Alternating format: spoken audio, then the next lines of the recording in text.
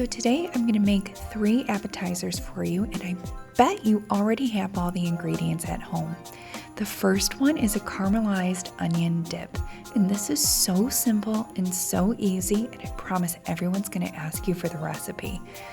All you have to do is take an onion, slice it up, and put it in a pan, and then take about 4 tablespoons of butter melted and pour it right over the top. And then we are going to want to caramelize these on the stove, low and slow, for quite a while. So just like this, you get them on the heat and just kind of move them around a little bit, and then they end up like this. And you got to watch them closely at this point, but this is absolutely perfect.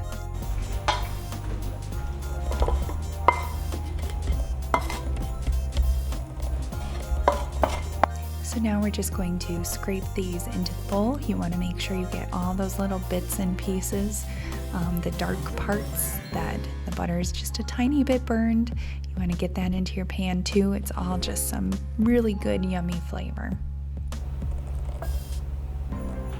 So next we're just going to take some of this sour cream and get it in our bowl and mix it all up together. You can taste it yourself. If you used unsalted butter, you might want to add a pinch of salt to this. If you did not, you might want to just leave it this way. Another option too is some garlic powder.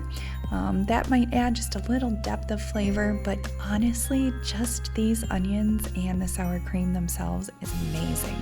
And remember, the longer you let it sit in the fridge, the better it tastes.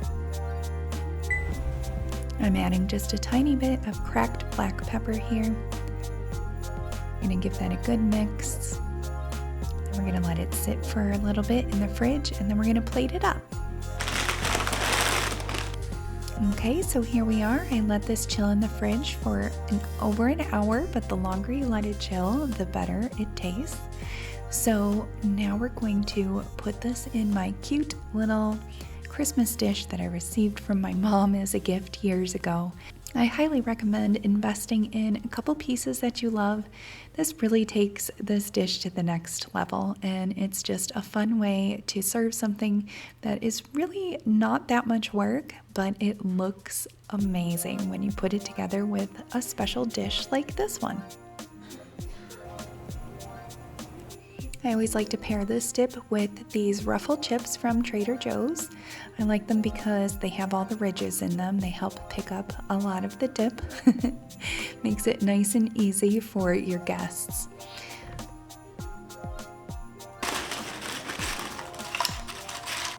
So as you can see, this dip was pretty easy to put together, and I bet you have all the ingredients right now to make this too. That is why this is one of my go-to dips for parties and events such as this one.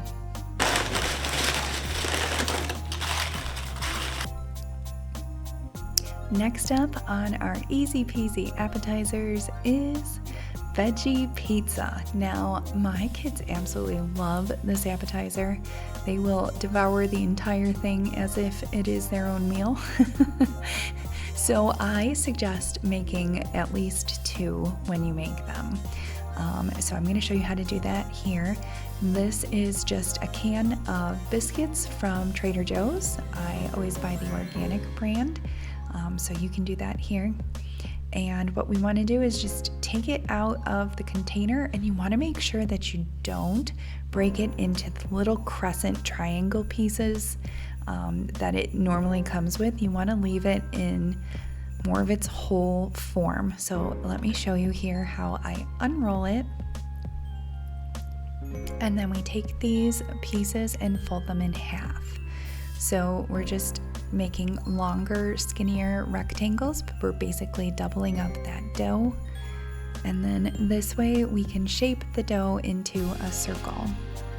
And I like to use 1 can per wreath that I'm making here. So, and I'm sorry if I forgot to mention that, we're making it in the shape of a wreath right now because this is for a Christmas party, but you can make this in the shape of a pizza flatbread. Really, the possibilities are endless. You can do whatever you like with it. If it's Valentine's Day, you can make a heart. There are lots and lots of cute ideas out there to make it themed for whatever your party is. So once you have the shape down, you're going to want to press and spread out your dough as much as you can. This helps it from getting too puffy and not giving you a flat enough base for you to be able to put all the toppings on. So it is quite important that you press it down. And then here I am making 2 on my 1 tray, so I'm going to repeat the process.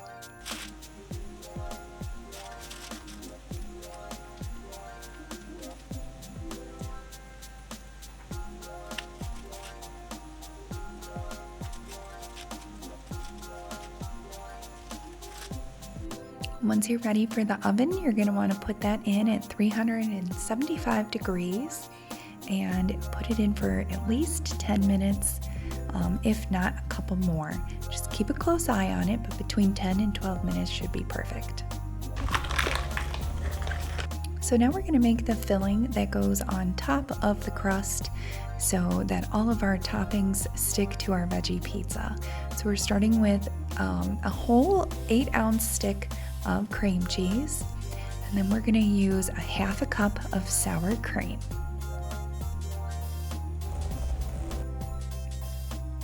So next on our list is vegetable seasoning. You can either buy a packet at the store, or if you'd like to make your own, I made mine. It is simply made out of salt, black pepper, onion powder, garlic, dried parsley, and some dill. You can be creative, you can add other things, whatever best suits your taste.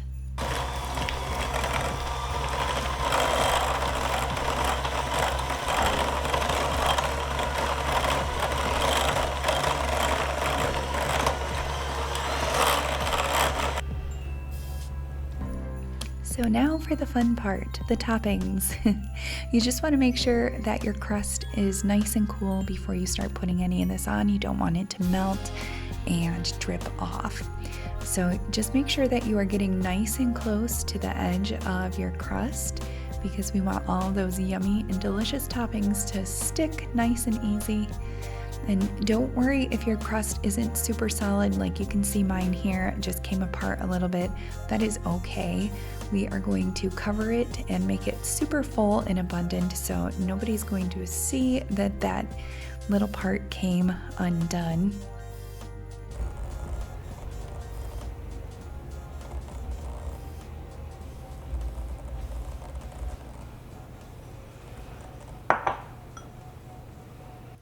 Now it's time for our toppings. So I'm just taking this broccoli here. I made sure to cut it up nice and fine. You don't want any big chunks from the stalk. And I'm trying to just place them so that all of the florets are facing upward, so it looks nice and pretty and green. Some people like to sprinkle the toppings over the top and just have a lot of the cream cheese show through, but I like the look of abundance and having it look like a real and true wreath. So I am going to load this up with as much broccoli as I can.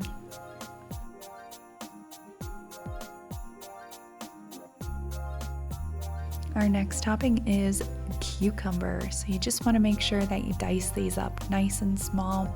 And then I'm just trying to get them in the crevices of the broccoli, making sure that each bite has some cucumber on it.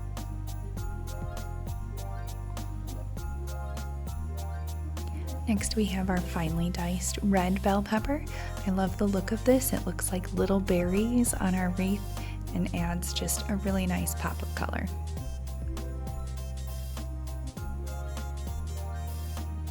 Last but not least, we are going to make the bow portion of our wreath.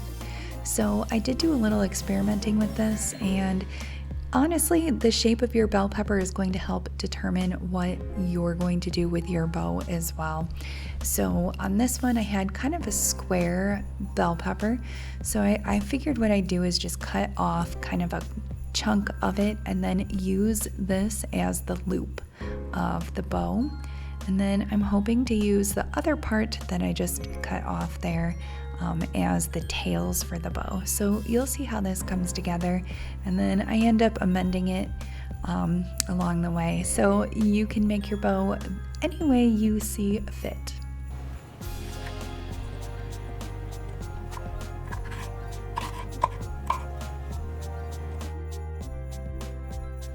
And voila!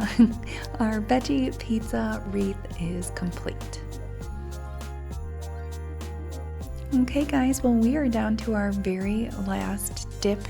It is cookie dough dip, and let me tell you, I get so many questions about how I make this because it is so delicious, especially around the holidays. So we're going to start with just a block of cream cheese.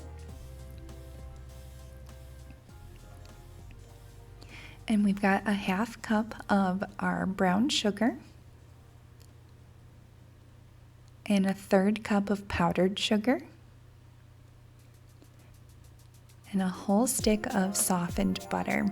Now, I did cut down on the amount of sugar in this dip for ourselves. I just don't like to use a ton of sugar, and I will usually take a recipe and cut the sugar in half. So if you like things sweeter, you can start with the recipe that I have here, and you can always add more sugar. I would recommend that if you do want it sweeter, to add more of the powdered sugar versus more of the brown sugar. The brown sugar is just a little more coarse and thick, so it's best when it's mixed in with all of these ingredients together, but powdered sugar mixes in really easily. So if there's something that you want to add, that would be the one. Once everything has come together, I add just about a teaspoon of vanilla and a couple tablespoons of heavy whipping cream.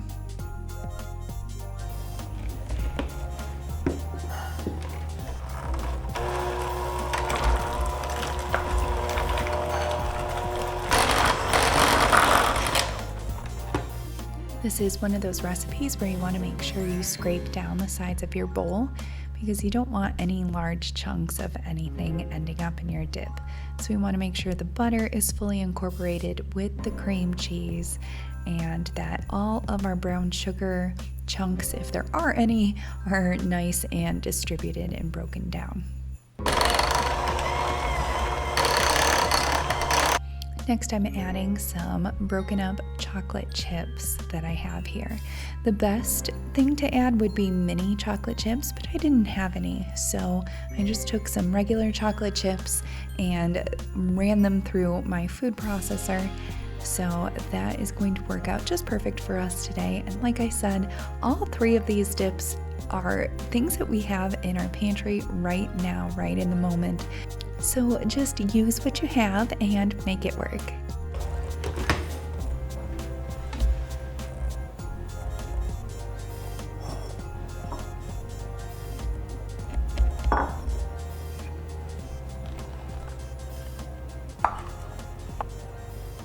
So now just take a pretty little serving dish and serve up your cookie dough dip. This is such a fan favorite. As you can see, it was pretty easy to put together. And it really does look like cookie dough. It gets everybody in the mood for Christmas, and they just think it's a special and fun little treat.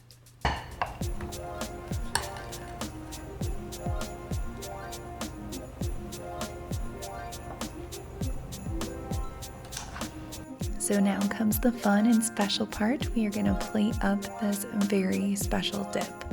So I have these sprinkles that I found on Amazon. I can link them in the comments below so that you can get the same ones.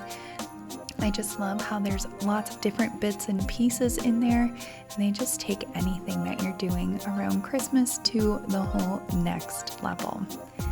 So I'm just going to put a couple in my hand. You can see the little Santa. He's so cute, and of course he's edible.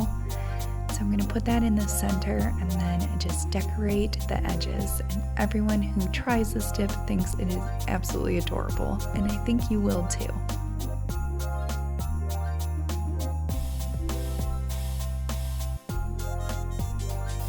Now we have our cute little gingerbread men that we got from Trader Joe's. I'm just going to put them fanned out in a circle around the dip.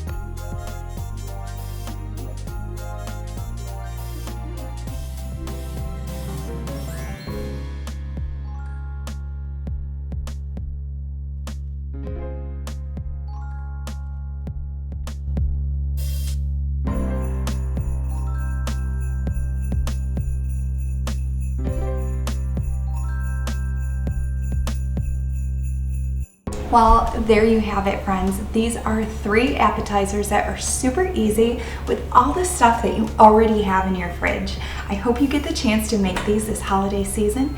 And hey, you can pull these out any time of the year. You can use them for birthday parties too. So I hope this helps you out, and I hope you have a great time in the kitchen cooking. I'll see you next time on Sheena's Homestead. Bye.